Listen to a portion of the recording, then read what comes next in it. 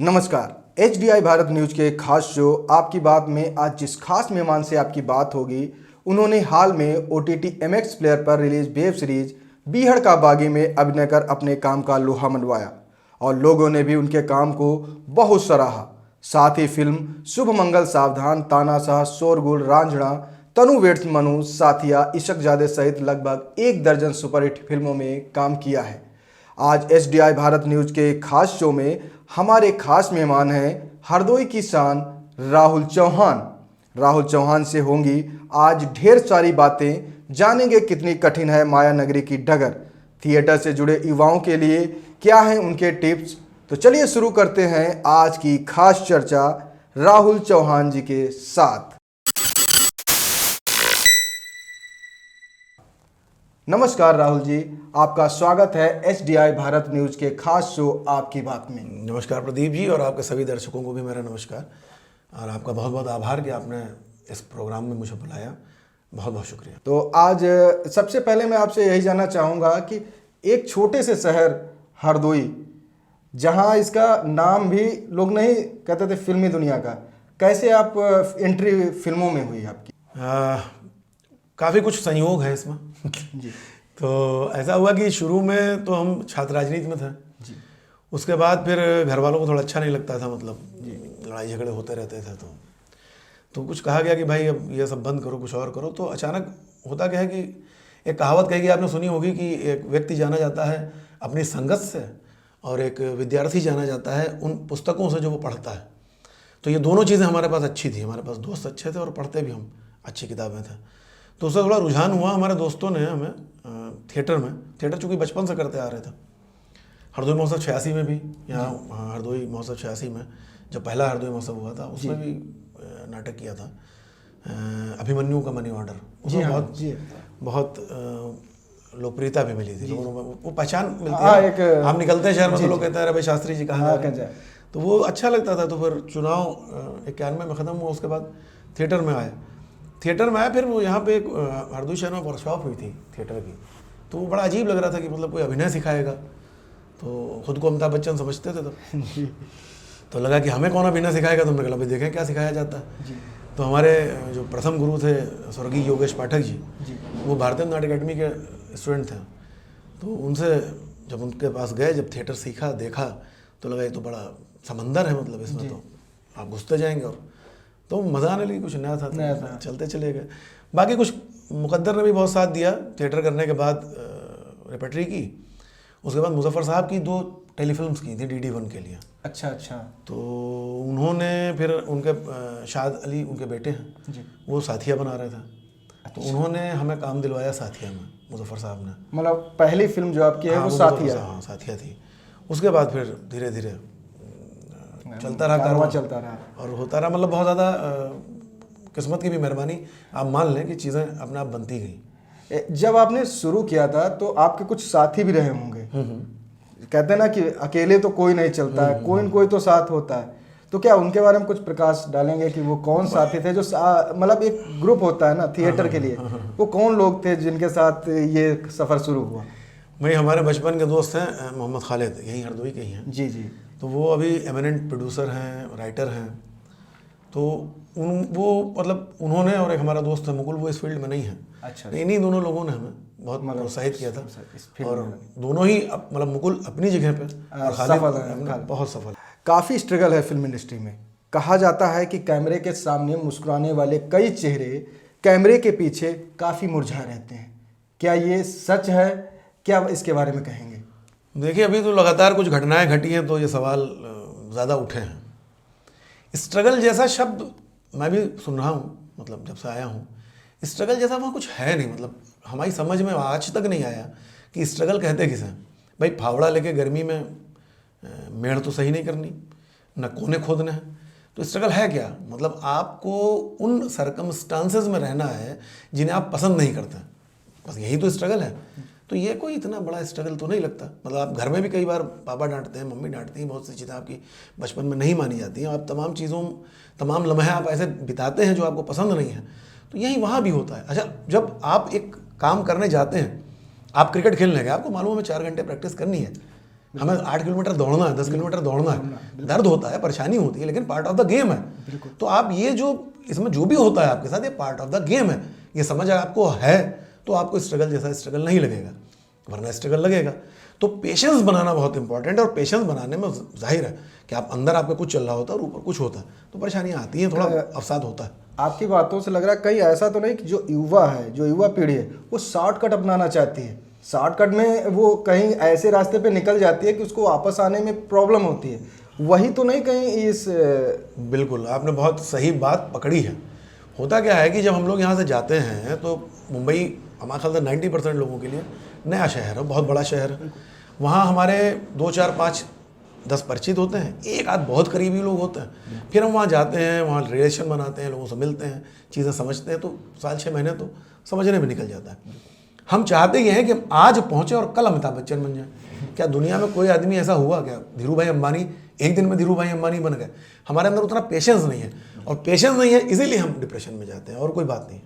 बिल्कुल यही एक्चुअल मैंने जो महसूस किया है, ऑब्जर्व किया, एक्चुअल हर आदमी मेहनत से थोड़ा कम करना चाहता है, लेकिन गेन ज़्यादा करना चाहता है, और वही शायद डिप्रेशन का सबसे बड़ा कारण होता है। भाई अभी एक चीज़ हमने आपसे कही थी कि अगर आप अपने अंदर परिवर्तन करने को राजी हैं जी, तो आप सफल होंगे। इसी में नहीं, आप कहीं भी सफल हो जाएंगे, कहीं भी सफल। भाई आप फुटबॉल खेलते हैं जी, तो आप अगर एकदम माराडोना नहीं बन पा रहे हैं, माराडोना बनने के रास्ते में, तो आपको मालूम होगा भाई क्या कमियां हैं, क्या सही है, मालूम होना चाहिए। अवलोकन करिए, उनको चेंज करिए, बदलिए, आप आगे बढ़ जाएंगे। मतलब आपका कहने का मतलब यही है कि युवा पीढ़ी बढ़े जरूर आगे, लेकिन शॉर्टकट ना अपनाए, ना अपना मेहनत करिए, अपनी कमियों को ढूंढिए और उनको दूर करिए, उसके साथ बढ़िए, और कामयाबी 101% हो सकता, थोड़ा टाइम लग जाए, तो वक्त लग सकता है, लेकिन चीज़ें मिलेंगी।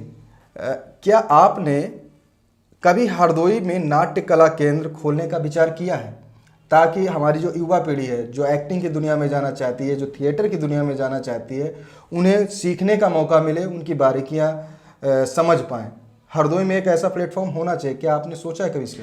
बिल्कुल होना चाहिए, ऐसा प्लेटफॉर्म होना चाहिए। ऐसे प्लेटफॉर्म्स थे यहाँ, लेकिन वो प्लेटफॉर्म नहीं रहे। कोई दूसरा प्लेटफॉर्म क्यों नहीं बना, ये बहुत बड़े बड़े सवाल हैं, और उनका जवाब घूम फिर के आता है नकारात्मक।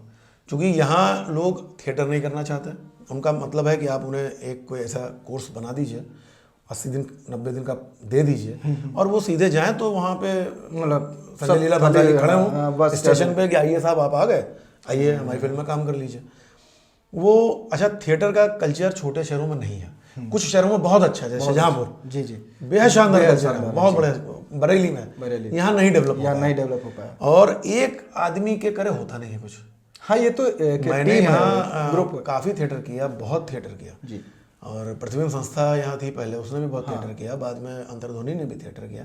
लेकिन लोग देखिए, पूरा आपको अरेंज करना है जी। अभी तो ऑडिटोरियम हो गया, वो भी सब टूट गई थी, वरना आपको टेंट भी अरेंज करना, लाइट भी अरेंज करनी, लोग भी अरेंज करने हैं, फिर आपको खाली ऑडिटोरियम ढूंढना कि भाई साहब हमें दे दीजिए। ये सब करने के बाद आप एक नाटक करते हैं, उसके बाद फिर क्या मिलता है, क्या मिलता है जी, तो आदमी भागना शुरू करता है। ये होती बात, और कोई बात। कहीं ऐसा तो नहीं है कि इस थिएटर के पीछे कहीं राजनीति या कुछ ऐसे तत्व तो नहीं आ जाते हैं जो इसको होने नहीं देते हैं?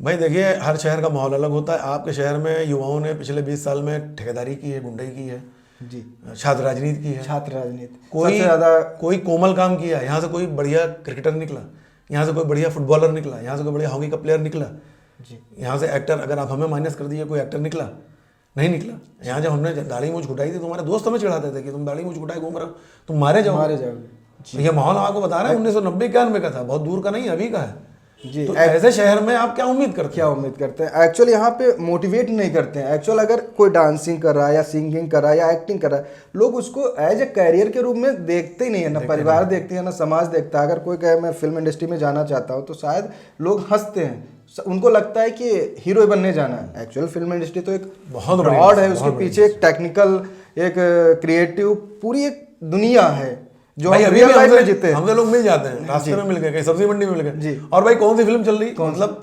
शाहरुख खान भी साल में 20 फिल्में काम करते हैं। मतलब हाँ, एक कटाक्ष लग रहा है कि अगर ये बम्बई में है तो लगातार मतलब कटाक्ष की कोई फिल्म आनी चाहिए। आप मान लीजिए वो एक कटाक्ष है, ये रहता है। एक्चुअल मैंने भी वो कुछ ना कुछ तो करेगा लगातार, अरे कम से कम कुछ अलग कर रहा है, मोटिवेट करना चाहिए। लेकिन मैंने कुछ दिनों से देखा है, पिछले 4-5 सालों में अपने हरदोई में एक रुझान फिल्म इंडस्ट्री की तरफ बढ़ा। कई शॉर्ट फिल्म्स भी शूट हुई हैं, फिल्म इशक ज़्यादा यहीं पे शूट हुई आके। तो आपको क्या लगता है कि हरदोई में कुछ उम्मीद है आगे, युवाओं में वो पोटेंशियल है कि वो आगे बढ़ सकते हैं? देखिए, हासिल तो आप, हमने अभी बताया कि हासिल तो आप कुछ भी कर सकते हैं, आपकी तैयारी उस लेवल पे है कि नहीं। आप आईएएस की तैयारी करते हैं, आप नहीं आईएएस बन पाएंगे, अपने आप तहसीलदार बन जाएंगे, आप कोई क्लर्कियल वो क्लियर कर लेंगे। अगर आप मेहनत से तैयारी करें, कुछ कुछ तो बनेंगे। ये एक ऐसी फील्ड है, यहाँ आपको सबसे ज़्यादा शोहरत और सबसे ज़्यादा दौलत मिलने वाली है। क्या आप उसके लिए उतना देने को तैयार हैं? चाहिए तो आपको सबसे ज़्यादा, आप सबसे ज़्यादा दे सकते हैं क्या?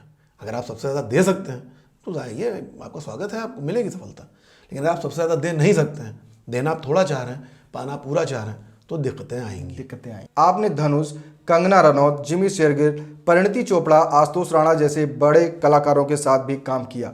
सहयोगी कलाकारों के प्रति कैसा रहता है बड़े स्टार्स का व्यवहार? क्या देखिए, चूंकि उनका भी काम होता है, उनका भी कैरियर होता है जी, तो वैसे जो एटीट्यूड उनका होता है, मतलब बिहाइंड द कैमरा अगर किसी को एटीट्यूड है तो उससे हमें कोई फर्क भी नहीं पड़ता।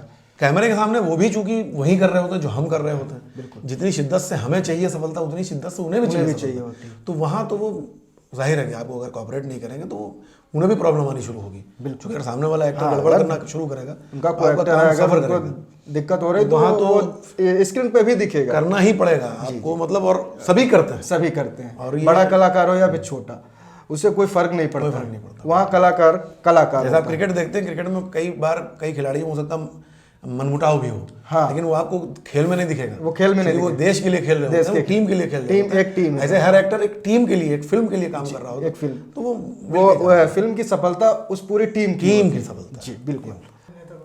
किस अभिनेता को सबसे ज्यादा आप पसंद करते हैं और क्यों? ये थोड़ा जटिल सवाल है। बहुत से अभिनेताओं को पसंद करते हैं, लेकिन हम जिनको देख के, मतलब होता कहीं नहीं, आप कई बार कि जिनको देख फिर आपको समझ आई भाई, समझ आई कि मैं जो समझ 15 साल में थी वो समझ अब नहीं है, तो ज़्यादा डेवलप जो फर्स्ट। तो वो अभिनेता थे श्रीमान अमिताभ बच्चन जी। और हम ही नहीं, हमारे जैसे जाने कितने, हमारी एज ग्रुप के जाने कितने लोग हैं जो उनकी वजह से यहाँ आ गए। उनका जो ऑरा था, वो जो दिखते थे स्क्रीन पे जी, तो भाई साहब वो तो बड़ा कमाल का था। मतलब तो ऐसा कौन है जो उससे प्रभावित नहीं हुआ? सबसे ज़्यादा प्रभावित तो हम उन्हीं से हुए। फिर जब धीरे धीरे आए, जब अभिनय की समझ में आई, तो और भी लोग हमें बहुत पसंद है, बहुत ज़्यादा लोग पसंद है। कि आजकल खान वर्सेस चलता है, अदर्स चलता है, इसके बारे में क्या कहेंगे? क्या ऐसा कुछ लॉबी चलती है फिल्म इंडस्ट्री में? देखिए, ये इसको खान वर्सेस अदर्स कहना तो गलत है, क्योंकि देखिए लॉबी तो हर जगह है। बिल्कुल, आप यहाँ इस छोटे शहर में हैं, आप यहाँ पत्रकारिता कर रहे हैं, ईमानदारी से बताइए कि यहाँ लॉबीजाइजेशन नहीं, लॉबी नहीं है, लॉबिंग है ना। यहाँ अलग अलग लॉबी है, हर जगह है। क्रिकेट में भी है, क्रिकेट में हर जगह है, हर जगह। घर में भी 2 लॉबी होती है, एक मम्मी के साथ होता है, एक पापा के साथ होता है। बिल्कुल, तो लॉबी तो होती है। वेब सीरीज की लोकप्रियता बढ़ी है, लेकिन वेब सीरीज में एक बहुत बड़ी प्रॉब्लम जो सामने निकल के आई है वो है अश्लीलता। क्योंकि उस पर कोई गाइडलाइन नहीं है, कोई सरकार का फाउंडेशन नहीं है, कोई सेंसर बोर्ड नहीं है, तो वो कुछ भी चाहते हैं, गाली है, अश्लीलता है, सब परोस रहे हैं। और ये हमारी जो युवा पीढ़ी है उसको बड़ा मतलब डाइवर्ट कर रही है। तो इसके बारे में क्या कहेंगे? व्यक्तिगत तौर पे मैं ऐसा कोई भी कैरेक्टर, जब भी आप MX प्लेयर पे हमारी वेब सीरीज़ देखिए, उसमें डकैतों की वेब सीरीज़ है, बिल्कुल, लेकिन हमारा जो कैरेक्टर है उसने एक भी गाली नहीं दी। बिल्कुल, और गालियाँ मिनिमम हैं उसमें। तो वो गाली आपको गाली जैसी लगेंगी भी नहीं, वैसे दी भी नहीं, उसका बहुत ध्यान रखा गया। तो हम अभी एक कैरेक्टर हमें और ऑफर हुआ था, तो उसमें रेप सीन था, एक 16 साल की बच्ची के साथ रेप करना था जी। और वो उसको जो लिखा गया था वो बड़ा मतलब विभत्स था। जी। तो हमने मना कर दिया, हमने कहा नहीं भाई, हम व्यक्तिगत तौर पे, अभिनेता के तौर पे ऐसी कोई चीज़ नहीं करेंगे जो हम अपने परिवार के साथ बैठ के न देख पाएँ। ये हमारा इंडिविजुअल स्टैंड है जी।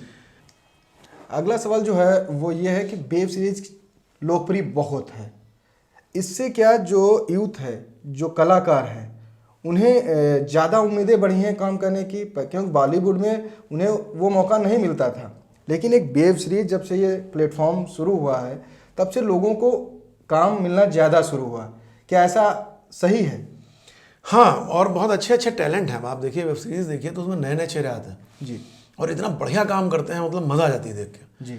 तो ये तो जाहिर है ये लोग थे कहाँ भाई, अभी तक ये लोग कहाँ थे? कहाँ थे? एक्टर तो हैं ही, तो अब वेब सीरीज आई है तो इन्हें काम मिल रहा है। बढ़िया चीज़ है, बहुत अच्छी चीज़ है।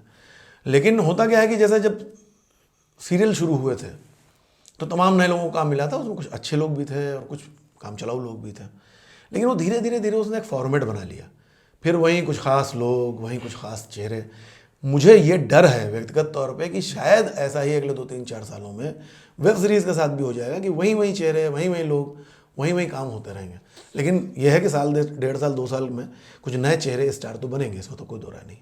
इस समय जो किसान आंदोलन पिछले 1 साल से चल रहा था, सरकार अपनी जगह पे स्टैंड लिए हुई थी और किसान अपनी जगह पे स्टैंड लिए हुए थे, और अभी कुछ दिन पहले 1 साल के बाद सरकार ने जो किसान कृषि कानून था उसे वापस लिया। इसको आप किस नज़रिए से देखते हैं? देखिए, अगर कुछ गड़बड़ ना होती तो इतना बड़ा आंदोलन ना होता, अगर इतना बड़ा आंदोलन ना होता तो सरकार वापस नहीं लेती है। सरकार को एक्सेप्ट भी किया कि मैं खास वर्ग को समझा नहीं पाया। कृषि कानून अगर आप वो पढ़ें तो उसमें तमाम सुधार की गुंजाइश है। अब उनको सुधार के साथ लागू किया जाए तो बेहतर है। देखिए, कॉन्ट्रैक्ट फार्मिंग हो, अब जब प्रधानमंत्री जी खुद कह रहे हैं और सभी को मालूम है कि यहाँ 70 से 75% जो किसान है वो 3 एकड़ से कम का जोता है, मतलब 3 एकड़ मतलब 15 बीघे से कम का मालिक है, तो उनके लिए अब उनके नज़रिए, अब आप कह रहे हैं कि साहब नहीं भाई, हरदोई का आदमी बंगलौर भी अपनी में चलेगा। जिसका 15 बीघे है, अगर उसने पूरा भी गेहूं कर दिया होगा, मतलब इम्प्रैक्टिकल है, वो 5 में गेहूं करेगा, 5 में गन्ना करेगा, 5 में कुछ और करेगा। वो 15 बीघे का गेहूं, 15 चक्कू 60 किलो गेहूं, 60 कुंटल गेहूं सॉरी, बैंगलोर ले जाएगा। कैसे ले जाएगा भाई? मैं तरीका बताइए। आपने अभी एक नियम बना रखा था कि भाई आप इससे ज़्यादा स्टॉक नहीं कर सकते। किसान 15 बीघे वाला क्या स्टॉक करेगा? आपने कह दिया नहीं, आप कितना भी स्टॉक कर सकते हैं। अरबपति लोग हैं भाई साहब, एक एक दाना खरीद के स्टॉक कर लेंगे, फिर आप क्या करेंगे? तो इन पे कुछ इनके लिए तो करिए ना कुछ। अगर आप इनके लिए करिए, आप उसको लागू करिए। कॉन्ट्रैक्ट फार्मिंग बहुत अच्छी चीज़ है, इससे किसानों का वाकई लाभ होगा। लेकिन अगर आप इनको सुधार नहीं करेंगे तो ये सिर्फ और सिर्फ अभी कुछ मैंने देखा, पिछले जब से कोरोना काल बहुत कठिन दौर था, उसके बाद तो शायद सरकार को राहत देनी चाहिए थी, लेकिन महंगाई अपने चरम पे पहुंची। खाने का तेल 215-225, पेट्रोल अपनी ऊंचाई पे रिकॉर्ड तोड़ था।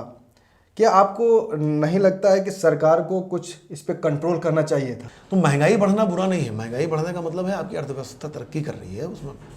लेकिन महंगाई बढ़ने का आमदनी की और महंगाई में एक रेशियो होता है, वो रेशियो अगर गड़बड़ा रहा है तो फिर आदमी को दिक्कत आएगी। वो सरकार का काम है, सरकार होती ही इसीलिए। भाई एरिस्टोटल ने कहा था कि हर राजशाही का काम है, हर सत्ता का काम है कि वो व्यक्ति जो वहाँ की जो लोग हैं उनका जो आम जीवन है उसको आसान बनाए। तो अब आसान तभी होगा जब आपकी आमदनी और महंगाई में थोड़ा एक सही रेशियो होगा। तो वो तो सरकार का काम है, वो सरकार को ध्यान देना ही चाहिए। मतलब आप मानते हैं सरकार कहीं न कहीं महंगाई रोकने में नाकाम रही है? फिल्मों के अलावा, क्योंकि आपका जो पैशन है वो उधर रुझान ज़्यादा है, लेकिन इसके अलावा अगर आपको कोई मौका मिले समाज के लिए कुछ करने का, तो क्या ऐसा कुछ करना चाहेंगे जो आपके दिल में है और वो अभी तक हुआ नहीं? देखिए, बहुत बड़े बड़े सपने होते हैं लोगों के पास। सपने ने एक बेसिक काम जो है वो ये है कि आप छोटी छोटी वर्कशॉप्स करिए, आप जाइए, चलिए। अगर हमें मौका मिला तो हम करेंगे। गाँवों में जाइए और वहाँ का जो यूथ है, 17, 16, 17, 18, 20 साल का यूथ है, उसे बिठाइए और उसे सच समझने की दृष्टि दीजिए। अभी क्या हुआ है कि व्हाट्सएप और फेसबुक ने एक वर्चुअल दुनिया ऐसा, मतलब आपको जो बेचारे जो समझ नहीं पाते हैं ना, जी जी, बड़े बड़े बड़े लोग नहीं समझ पाते। बिल्कुल। तो अगर आपको समझने की दृष्टि है, सही गलत के पहचानने की जो ये मतलब ये इसको भी इलिटरेसी ही कहेंगे। हाँ, अगर बिल्कुल, आप सही नहीं समझ पा रहे हैं तो आप इलिटरेट हैं। हाँ, भले आप में पास हो पीएचडी, उससे कोई वो लिटरेसी देना बहुत जरूरी है। ये आज की एकदम इतनी ज्यादा प्रमुख चीज है, इसको तुरंत आप करना चाहिए कि लोगों को ये देख के ये पहचानना चाहिए, लोगों को देख के क्या गड़बड़ है, क्या सही है, क्या गलत है, तुरंत रिएक्ट ना करें, तुलना करना सीखें, इनको भी पढ़ें और उनको भी पढ़ें जी, फिर सोचें कि इसमें क्या सही है, इसमें क्या सही है। अभी तक जो फिल्मों में काम किया है क्या आप उनसे संतुष्ट हैं, या कोई ऐसा रोल है, कोई ऐसा कैरेक्टर है जो आप स्क्रीन पे करना चाहते हैं और वो अभी तक मिला नहीं?